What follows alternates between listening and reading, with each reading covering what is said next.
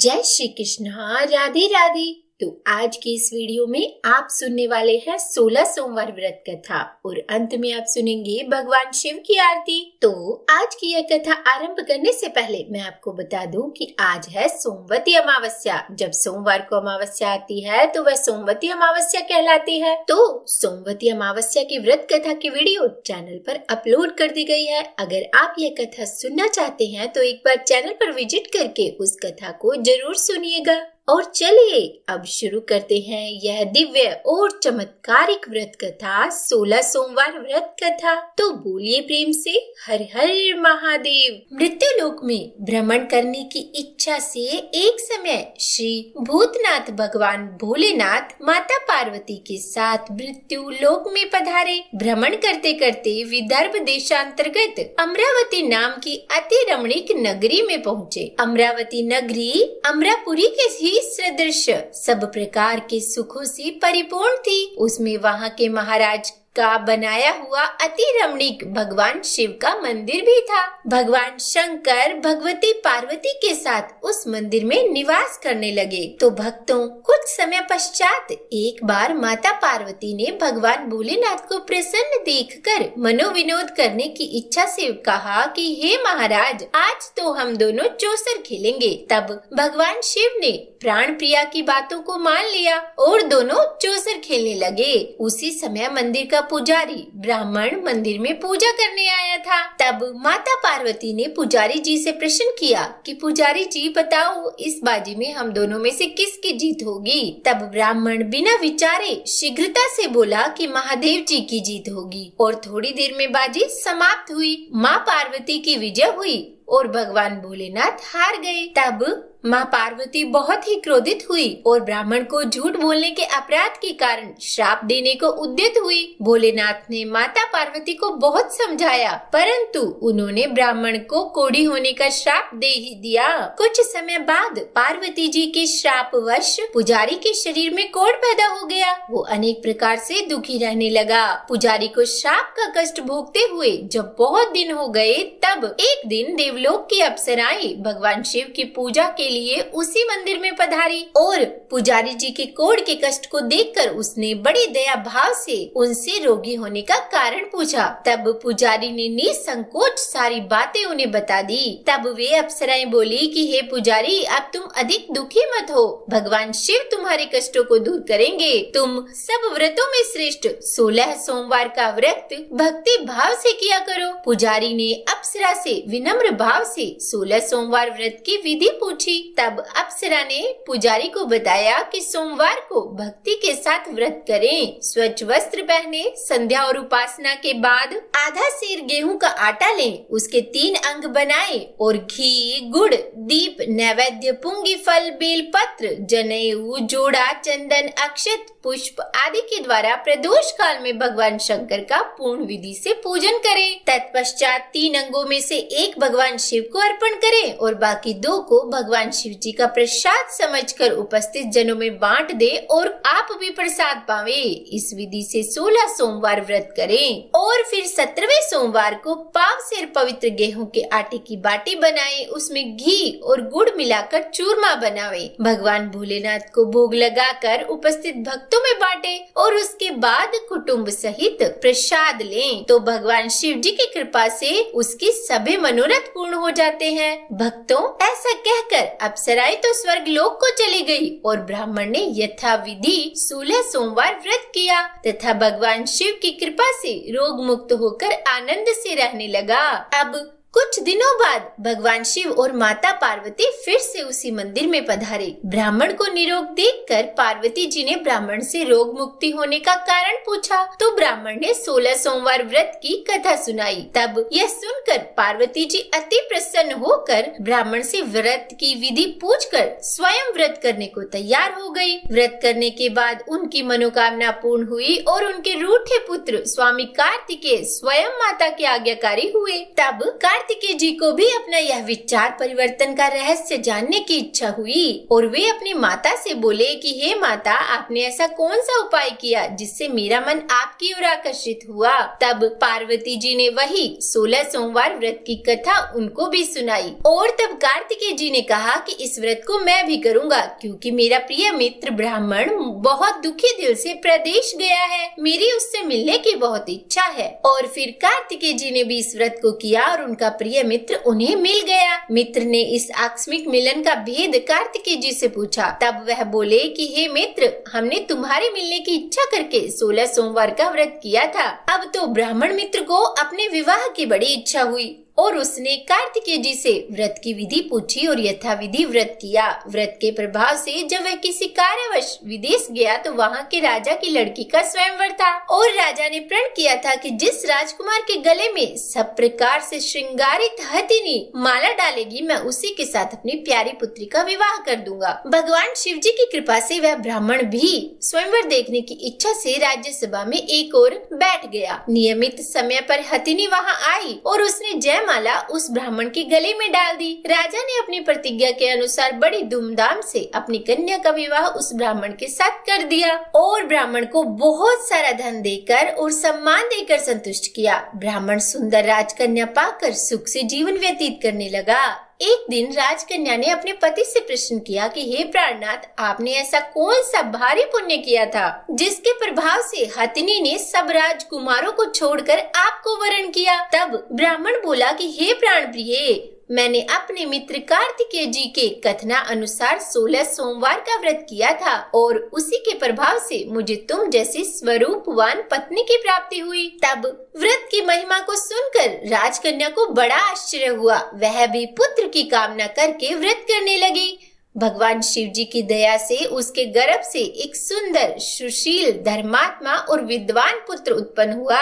माता पिता दोनों उस देव पुत्र को पाकर अति प्रसन्न हुए और उसका लालन पालन भली प्रकार से करने लगे। जब पुत्र समझदार हुआ तो एक दिन उसने अपनी माता से ही प्रश्न किया कि हे माँ, तुमने कौन सा व्रत एवं तप किया था जो मेरे जैसा पुत्र तुम्हारे गर्भ से उत्पन्न हुआ है। तब माता ने 16 सोमवार व्रत की कथा अपने पुत्र को बताई। पुत्र ने सब तरह के मनोरथ पूर्ण करने वाले इस सरल व्रत को जब सुना तो वह भी राज्य अधिकार पाने की इच्छा से हर सोमवार को यथाविधि यह व्रत करने लगा। व्रत शुरू होने के बाद एक देश के वृद्ध राजा के दूतों ने आकर उसको अपनी राजकन्या के लिए वरण किया। राजा ने अपनी पुत्री का विवाह ऐसे सर्वगुण संपन्न युवक के साथ करके बड़ा सुख प्राप्त किया। भक्तों, वृद्ध राजा के दिवंगत हो जाने पर उसी ब्राह्मण युवक को सिंहासन पर बैठाया गया, क्योंकि दिवंगत राजा के कोई पुत्र नहीं था। राज्य का उत्तराधिकारी होकर भी वह ब्राह्मण पुत्र 16 सोमवार का व्रत करता रहा और जब 17वां सोमवार आया तो उसने अपनी प्रियतमा से पूजन सामग्री लेकर शिव पूजा के लिए शिवालय में चलने को कहा, परंतु उसकी पत्नी ने उसकी आज्ञा की परवाह नहीं की। दास दासियों द्वारा सब सामग्रियां शिवालय भिजवा दी गई, परंतु वह स्वयं नहीं गई। जब राजा ने भगवान शिव जी का पूजन समाप्त किया तब एक आकाशवाणी हुई कि हे राजा, अपनी इस रानी को राजमहल से निकाल दे, नहीं तो यह तेरा सर्वनाश कर देगी। आकाशवाणी को सुनकर राजा के आश्चर्य का ठिकाना नहीं रहा। उसने मंत्रणा गृह में आकर अपने सभासदों को बुलाकर पूछा कि हे मंत्रियों, मुझे आज शिव जी की आकाशवाणी हुई है कि राजा तू अपनी इस रानी को निकाल दे, नहीं तो यह तेरा सर्वनाश कर देगी। राज्य में मंत्री तथा सभासद आदि सब विस्मय और दुख में डूब गए, क्योंकि जिस कन्या के कारण उन्हें राज्य मिला है, राजा उसी को निकालने का जाल रच रहा है। यह कैसे हो सकेगा? पर राजा ने अपनी पत्नी को राजमहल से निकाल दिया। रानी दुखी हृदय से भाग्य को कोसती हुई नगर के बाहर चली गई। बिना पद त्राण, फटे वस्त्र पहने, भूख से दुखी धीरे धीरे चलकर वो एक गांव में पहुंची। वहां एक बुढ़िया सूत काट कर बेचने को जाती थी। रानी की करुण दशा देखकर बोली कि चल तू मेरा सूत बिकवा दे, मैं वृद्ध हूँ, भाव नहीं जानती। यह बात सुनकर रानी ने बुढ़िया के सिर से सूत की गठरी उतार कर अपने सिर पर रख ली। थोड़ी देर बाद आंधी आई और बुढ़िया का सूत पोटली सहित उड़ गया। बेचारी बुढ़िया पछताती रह गई और रानी को अपने से दूर रहने को कहा। उसके बाद रानी एक तेली के घर गई तो शिव जी के प्रकोप के कारण तेली के सब मटके उसी क्षण चटक गए। तेली ने भी रानी को अपने घर से निकाल दिया। अत्यंत दुख पाती हुई रानी एक नदी के तट पर गई तो नदी का समस्त जल सूख गया। तत्पश्चात रानी एक वन में गई, वहाँ सरोवर में पानी पीने गई। उसके हाथ का स्पर्श होते ही सरोवर का नील कमल के समान जल असंख्य कीड़ामय होकर गंदा हो गया। रानी ने भाग्य पर दोषारोपण करते हुए उस जल को पीकर पेड़ की शीतल छाया में विश्राम करना चाहा, परंतु रानी जिस भी पेड़ के नीचे जाती उस पेड़ के पत्ते तत्काल टूटकर गिर जाते। तब वन सरोवर जल की ऐसी दशा देखकर गौ चुराते ग्वालों ने अपने गोसाई जी से, जो उस जंगल में स्थित मंदिर में पुजारी थे, यह बात बताई और फिर गोसाई जी के आदेश अनुसार ग्वाले रानी को पकड़कर गोसाई जी के पास ले आए। रानी के मुख, कांत और शरीर शोभा कर गोसाई जी जान गए कि यह अवश्य ही कोई विधि की गति की मारी कुलीन स्त्री है। पुजारी ने रानी से कहा कि पुत्री, मैं तुम्हें अपनी पुत्री के समान रखूंगा, तुम मेरे आश्रम में ही रहो, मैं तुमको किसी प्रकार का कष्ट नहीं दूंगा। तब गोसाई जी के वचन सुनकर रानी को धीरज हुआ और वह आश्रम में ही रहने लगी। पर रानी जो भोजन बनाती तो उसमें कीड़े पड़ जाते, अगर जल भरकर लाती तो उसमें भी कीड़े पड़ जाते। रानी की यह दशा देखकर गोसाई जी बहुत दुखी हुए और रानी से बोले कि हे बेटी, तुम्हारे ऊपर कौन से देवता का कोप है जिससे तुम्हारी ऐसी दशा है। तब पुजारी की बात सुन रानी ने शिवजी महाराज के पूजन का बहिष्कार करने की बात बताई।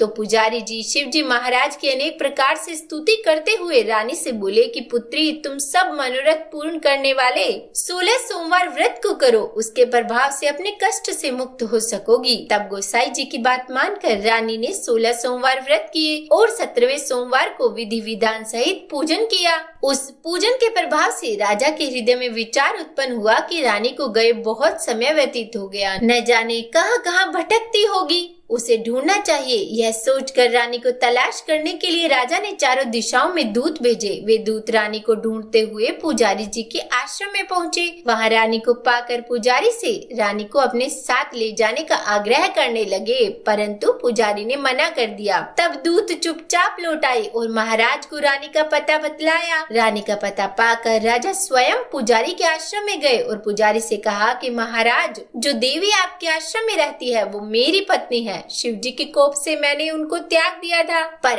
अब इन पर से भगवान शिव का प्रकोप शांत हो गया है, इसीलिए मैं इसे ले आया हूँ। आप इसको मेरे साथ जाने की आज्ञा दीजिए। गोसाई जी ने राजा के वचन को सत्य समझकर रानी को राजा के साथ जाने की अनुमति दे दी और गोसाई जी की आज्ञा पाकर रानी प्रसन्न होकर राजा के साथ महल में आई। नगर वासियों ने नगर द्वार तथा नगर को तोरण और बंधन वारों से विविध विधि से सजाया। घर घर में मंगल गान होने लगे। महल में बहुत खुशियाँ मनाई गई।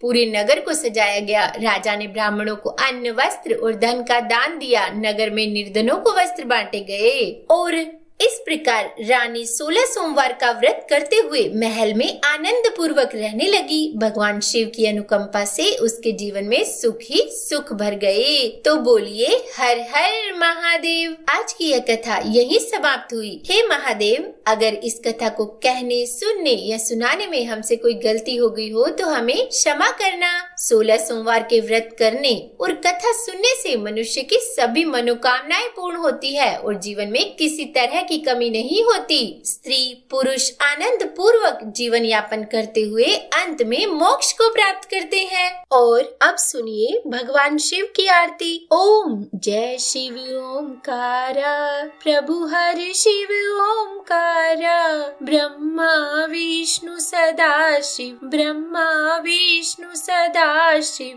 अर्धांगी धारा। ओम जय शिव ओमकारा, एकानन चतुरानन पंचानन राजे, हो शिव पंचानन राजे, हंसानन गरुड़ासन, हंसानन गरुड़ासन, वृषवाहन साजे। ओम जय शिव ओमकारा, दो भुज चार चतुर भुज, 10 भुज अति सोही, ओ स्वामी 10 भुज अति सोही, तिर गुण रूप करते, त्रिगुण रूप निरखते, त्रिभुवन जन मोहे। ओम जय शिव ओमकारा।